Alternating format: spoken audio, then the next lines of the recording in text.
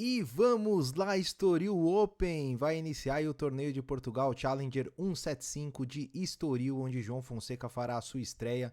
Provavelmente amanhã, não saiu ainda o horário do jogo. A gente vai fazer um vídeo mais tarde, fazendo o pré-jogo do João contra o Jasper de Jong, holandês, número 93 do mundo. A gente vai postar um vídeo hoje mais tarde para falar tudo sobre esse jogo, e esse vídeo é para falarmos sobre o ATP Estoril, na verdade é o Challenger agora, Estoril, todo o chaveamento, o caminho do João Fonseca, quem joga o torneio, aquela informação de qualidade para vocês. Então vamos direto para a tela do meu computador para falarmos aí sobre esse torneio que até o ano passado era um torneio nível ATP, um ATP 250, e e esse ano, na verdade, o calendário foi para o Challenger 175, então ele perde um pouco de pontuação, mas ele continua sendo um torneio muito forte, assim como foi lá em Miami, quando o João foi eliminado na segunda rodada e foi para Phoenix disputar um Challenger 175.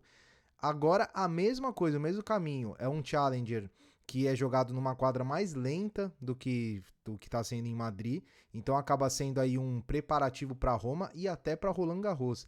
O João fez o caminho igualzinho quando saiu de Miami para Phoenix, foi campeão de Phoenix, ou foi, eu tô falando Miami, mas não, acho que foi Indian Wells, né? Já é tanto torneio que eu fico até perdido, mas ele fez exatamente esse mesmo caminho aí para jogar o torneio seguinte, então foi um torneio preparatório e também o João conquistou o título, né? Então aqui em Estoril a gente vai passar aí todos os detalhes, torneio disputado agora, de 27 de abril a 4 de maio, estamos aí no quali, amanhã inicia o torneio. Saibro Outdoor, lembrando que Estoril praticamente não tem altitude, então a bola vai andar menos do que andou em Madrid, então esse é um detalhe importante. E são somente 28 atletas na chave de simples, não bem diferente aí de um ATP 1000, são 2 rodadas a menos para vocês terem noção, um total em premiação aí acima de $227 mil. Detalhes do torneio. Então, como eu disse, é um torneio já tradicional, está no calendário da ATP desde 2015 e é jogado no Clube de Tênis de Estoril. Até 2024 era 250 e agora está na categoria Challenger. E tem como campeões normalmente jogadores especialistas no Saibro. Essa informação é importante porque a gente, por exemplo, quando a gente passou os campeões de Madrid, a gente viu que tinha muita gente ali que era bom sacador.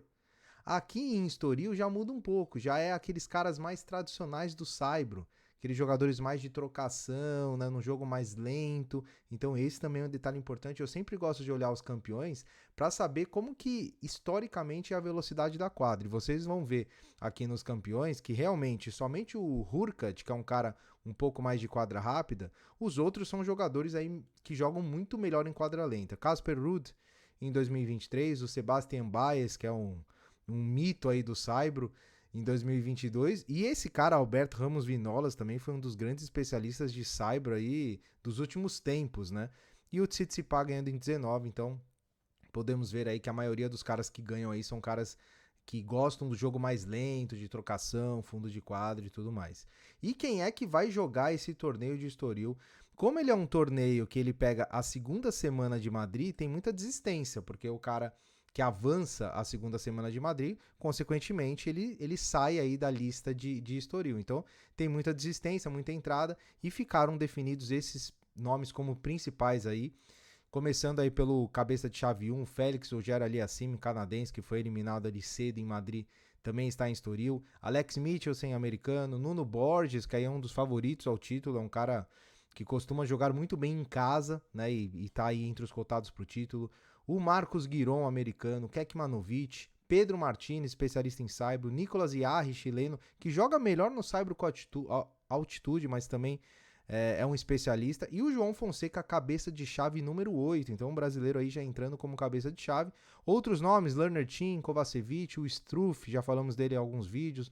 Vukt, o De Jong, que vai ser o adversário do João. E ali temos Luca Nardi e Jaime Faria. Esse torneio que distribui 2 wildcards e 4 tenistas vêm do qualificatório. Então vão ser acrescentados 4 tenistas aí na chave principal. E a gente já vai direto aqui para o chaveamento, sem perder muito tempo. É somente essa primeira tela, né? É somente um quadrante.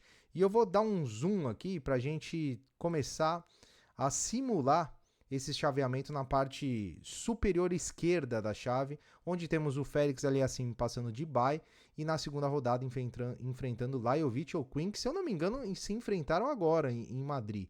Colocamos o Lajovic como favorito pela velocidade do piso. O Lajovic é um grande especialista em saibro mais lento.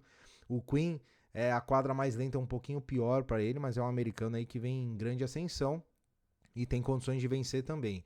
Ali embaixo, Lerner Tien contra o Gaston Elias, que é um dos convidados aí, o português Gaston Elias. E embaixo, outro convidado português contra o Yarri.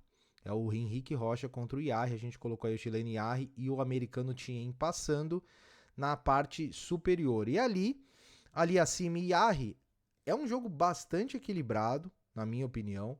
Colocamos o Yarri passando, mas o Aliassime é aquele cara que ele é meio 880, né? Ou ele faz um torneio espetacular ou ele é eliminado na primeira rodada. As condições não o favorecem aqui, então a gente colocou aí passando o Yarri para a semifinal aí, seria a semifinal ali em cima. Então ali embaixo temos o Giron passando de bye, Vukt e Alboran.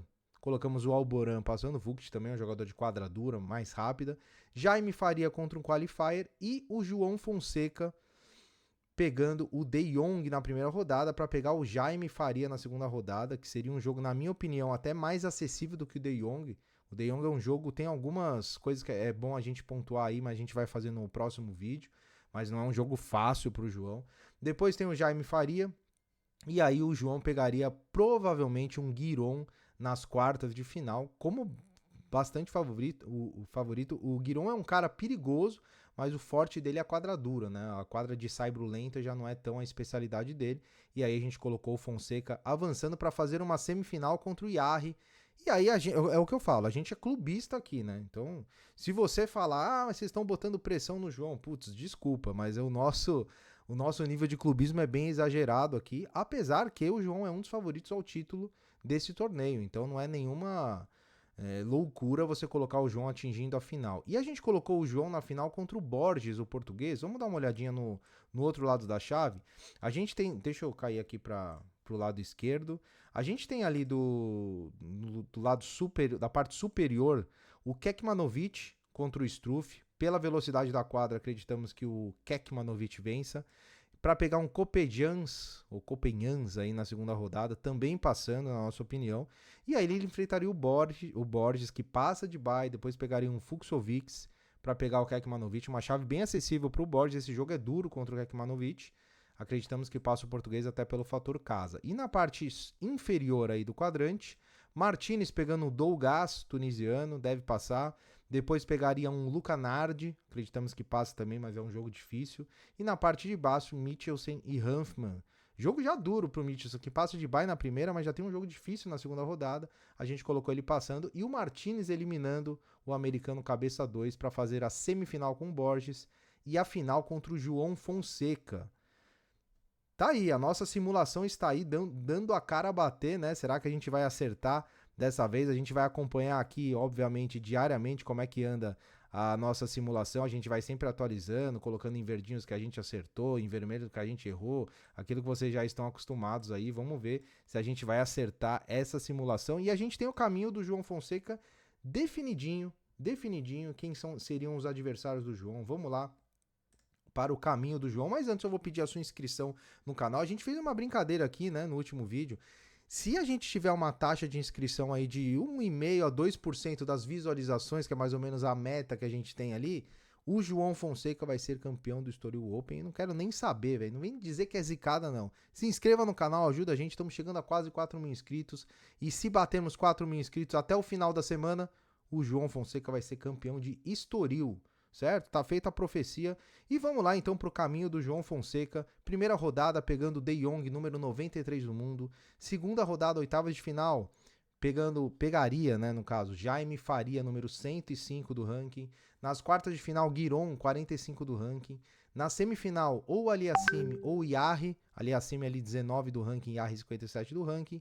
E na final, Nuno Borges ou Pedro Martínez, o português ou o espanhol ali na final. E eu vou querer a sua opinião. Se você acha que faz sentido esse nosso chaveamento, se você acha que o João vai ganhar, assim como foi lá em Phoenix, né, que ele foi eliminado cedo, a gente ficou um pouco triste, ele foi lá e faturou o caneco. E não é um Challenger qualquer, o Challenger 175 é o Challenger de maior pontuação, né? Então é um torneio grande aí, é quase que um ATP 250. Se você concorda e acha que o João vai ganhar esse torneio, deixe seus comentários aí ou comenta o que você quiser, porque a gente responde todos os comentários, certo? Nos vemos mais tarde, ou hoje à noite ou amanhã cedo, com o pré-jogo de João Fonseca e Jesper de Jong da Holanda, certo? Um grande abraço a todos, nos vemos no próximo vídeo e até mais.